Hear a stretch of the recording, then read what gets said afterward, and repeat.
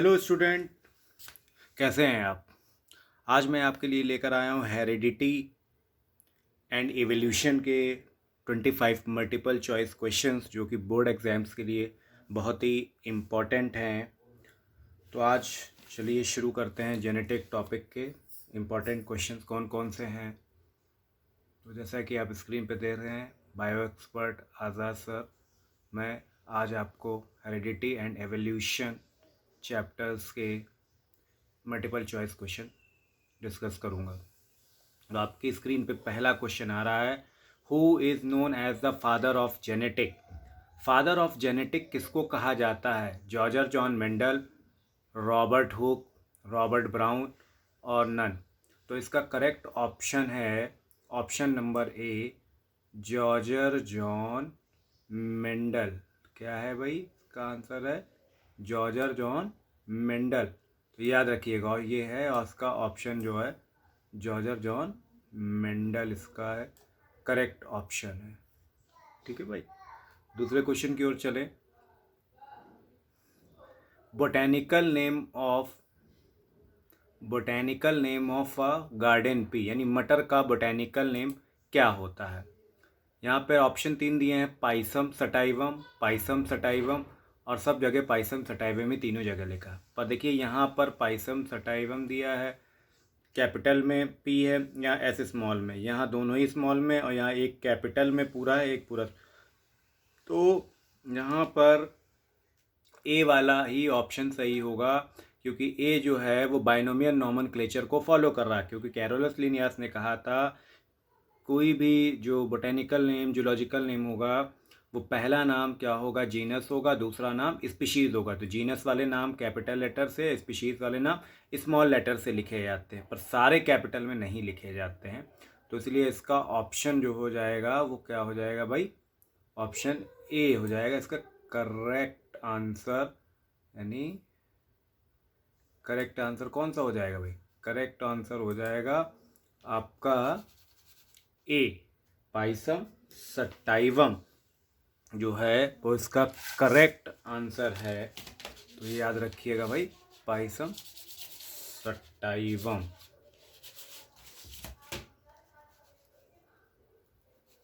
तो ये है आपका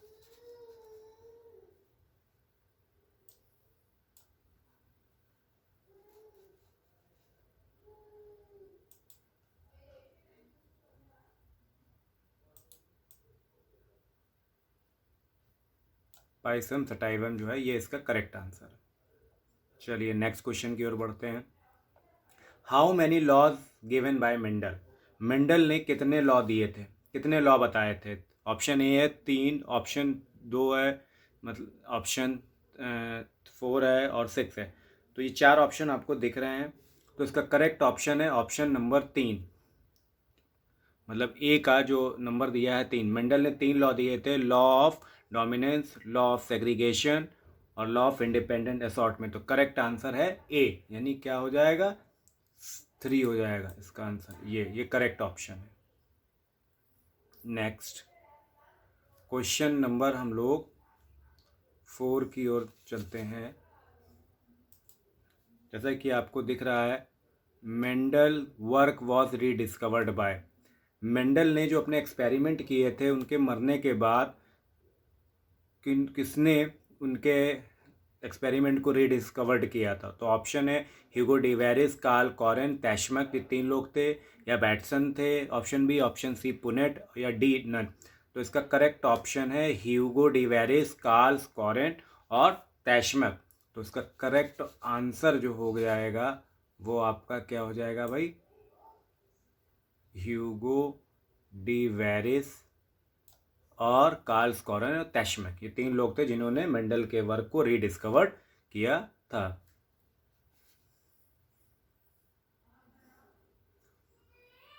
how many chromosome are found in man. Man में या ह्यूमन बीइंग में या वुमेन में, कभी क्वेश्चन पूछा जाए कि मैन में कितने क्रोमोसोम पाए जाते हैं, वुमेन में कितने क्रोमोसोम पाए जाते हैं, या ह्यूमन बीइंग में कितने, तो इसका करेक्ट ऑप्शन क्या है? तो ह्यूमन बीइंग, मैन या वुमेन कोई भी हो, सभी में क्रोमोसोम 46 ही पाए जाते हैं। तो ऑप्शन ए जो है 44 गलत है, 45 वो भी गलत है, ऑप्शन सी 46 ये हमारा क्या है, करेक्ट ऑप्शन है। तो ये है हमारा 46 जो दिया हुआ, यही हमारा क्या है, करेक्ट आंसर दिया हुआ है यहाँ पर।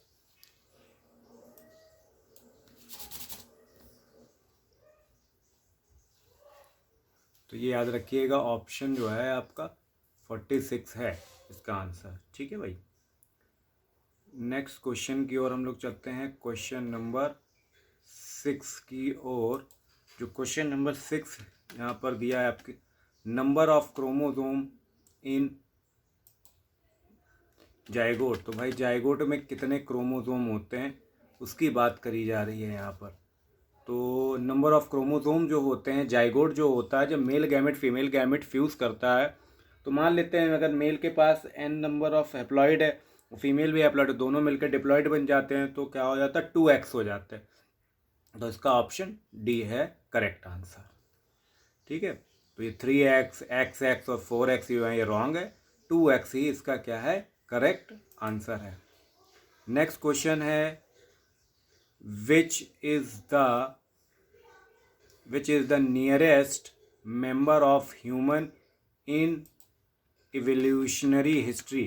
यानी हम लोगों से, ह्यूमन बीइंग से नियरेस्ट कौन सा एनिमल है जो ह्यूमन से मैच करता है या उसी के अकॉर्डिंग IQ लेवल है, कह सकते हैं। तो वो भाई ये पहला है चिंपैंजी, दूसरा है मंकी, तीसरा है डंकी, चौथा है कुछ नहीं है। तो ऑप्शन ए है, यानी क्या है, मंकी जो है इसका करेक्ट आंसर है। ह्यूमन बीइंग से नियरेस्ट मेंबर जो है वो चिंपैंजी है। नेक्स्ट क्वेश्चन की ओर हम लोग बढ़ते हैं, क्वेश्चन नंबर 8 लिखा है, number of autosome in man is. तो कितने ऑटोजोम जो होते हैं, ऑटोजोम के पेयर पाए जाते हैं। तो ऑटोजोम के जो पेयर होते हैं वो 46 क्रोमोजोम होते हैं, 66 कुछ होता नहीं है, 45 भी नहीं है। तो पेयर में पूछा गया, तो 22 पेयर जो होते हैं ऑटोजोम के, वो मैन और वुमेन दोनों में सेम होते हैं। तो इसलिए इसका ऑप्शन डी हो जाएगा, 22 आंसर है। नेक्स्ट क्वेश्चन की ओर हम लोग चलते हैं, लिखा है DNA फाउंड इन, यानी DNA जो है वो कहाँ पाया जाता है। तो DNA कहाँ पाया जाता है आप बताइए। DNA न्यूक्लियस में पाया जाता है, साइटोप्लाज्म में पाया जाता है, या सेंटर में पाया जाता है, या नन ऑफ दिस, क्या हो जाएगा ऑप्शन। तो ऑप्शन जो है इसका क्या है भाई, ए। ऑप्शन ए जो है न्यूक्लियर, DNA जो है कहाँ पाया जाता है, न्यूक्लियस में पाया जाता है। तो करेक्ट आंसर क्या है, न्यूक्लियस है। नेक्स्ट क्वेश्चन देखिए दिया है, सेक्स क्रोमोसोम इन मैन। मैन में कौन से सेक्स क्रोमोसोम पाए जाते हैं। तो मैन में XY या XX या X। तो मैन में मैं बता दूं, सेक्स क्रोमोसोम जो होते हैं वो XY होते हैं। ठीक है। नेक्स्ट क्वेश्चन है क्वेश्चन नंबर 11, सेक्स क्रोमोसोम इन वुमेन। वुमेन में सेक्स क्रोमोसोम कौन से, तो वुमेन में सेक्स क्रोमोसोम XX पाए जाते हैं। नेक्स्ट क्वेश्चन है, sex in human being is determined. यानी ह्यूमन बीइंग में जो सेक्स होता है वो कौन डिटरमाइन करता है, कौन बताता है। Sex chromosome of father, option B size of sperm, sex chromosome of mother. तो इसका करेक्ट ऑप्शन है सेक्स क्रोमोसोम ऑफ फादर, यानी फादर के सेक्स क्रोमोसोम से ही पता लगाया जा सकता है कि सेक्स क्या होगा नेक्स्ट जनरेशन का। यानी बच्चा जो होगा उसमें जो सेक्स क्रोमोसोम के कैरेक्टर जो होते हैं वो फादर से ही आते हैं। नेक्स्ट क्वेश्चन है क्वेश्चन नंबर 13 है, the pair of character use by Mendel during his experiment were. तो मेंडल ने जब अपना एक्सपेरिमेंट किया था मटर के ऊपर, तो उन्होंने कितने कैरेक्टर लिए थे पेयर में। Option A 5, option B 6, option C 7, option D 8। तो उन्होंने भाई कितने लिए थे, 7 कैरेक्टर लिए थे, इसलिए ऑप्शन सी जो है वो करेक्ट है। नेक्स्ट क्वेश्चन है क्वेश्चन नंबर 14, लिखा है यहाँ पर, cross between hybrid and one of the parent, one of the parent, यानी कहा गया कि हाइब्रिड और वन ऑफ द पेरेंट के साथ में अगर क्रॉस कराया जाएगा तो वो क्या हो जाएगा, option A backcross, option B जो है monohybrid, option C dihybrid cross. तो इसका आंसर जो है ए है, वो क्या है, बैक क्रॉस। तो बैक क्रॉस में क्या होता है, हाइब्रिड के साथ में क्रॉस भी होता है और एक पेरेंट भी होता है, तो पेरेंट और हाइब्रिड दोनों के बीच में क्रॉस हो रहा है, तो क्या है, बैक क्रॉस है। नेक्स्ट है क्वेश्चन नंबर आपका 15, the pair having opposite characteristic, यानी जिसमें अपोजिट कैरेक्टरिस्टिक पाए जाते हैं उसको क्या बोलते हैं, एलिलोमॉर्फ, डोमिनेंट, होमोजाइगस और हेट्रोजाइगस। तो ये ऑप्शन दिए हुए हैं हमारे। तो होमोजाइगस में का मतलब होता है सेम, डोमिनेंट का मतलब पावरफुल, सिमिलर का मतलब एक जैसे। तो ऑप्शन बचता है हमारे पास ए। तो ऑप्शन ए जो है वो हमारा क्या है, एलिलोमॉर्फिक जो है वो ये हमारा क्या है, करेक्ट आंसर है। तो कौन सा करेक्ट आंसर है भाई, एलिलोमॉर्फिक जो है ये करेक्ट आंसर है, एलिलोमॉर्फिक। नेक्स्ट क्वेश्चन दिया है, gene word was first use by, तो किसने किया था जीन वर्ड को सबसे पहले यूज़ किया था, वॉटसन ने, जॉनसन ने, या खुराना ने, या मेंडल ने। तो ऑप्शन क्या है, बी। याद रखिए पूछा जाता है बहुत ज़्यादा क्वेश्चन। तो जीन शब्द का इस्तेमाल सबसे पहले जॉनसन ने ही किया था, जॉनसन, याद रखिएगा। नेक्स्ट क्वेश्चन है, what is the genotypic ratio of, देखिए जो मेंडल ने मोनो हाइब्रिड क्रॉस और डाई हाइब्रिड क्रॉस दोनों बताए थे। तो मोनो हाइब्रिड में उनका मेंडल का जो सेकंड लॉ है, लॉ ऑफ सेग्रीगेशन, तो उसका जो रेशियो आता है जीनोटाइपिक रेशियो जो है 1:2:1, इसका क्या है, करेक्ट आंसर होगा। 3:1 जो है वो नहीं होगा। नेक्स्ट है, what is the phenotypic ratio of dihybrid, तो डाई हाइब्रिड क्रॉस में मेंडल का थर्ड लॉ आ जाता है, तो उसमें आया था 9:3:3:1, या 1:2:1, या 3:1। तो इसका करेक्ट आंसर है 9:3:3:1 ही इसका करेक्ट आंसर है।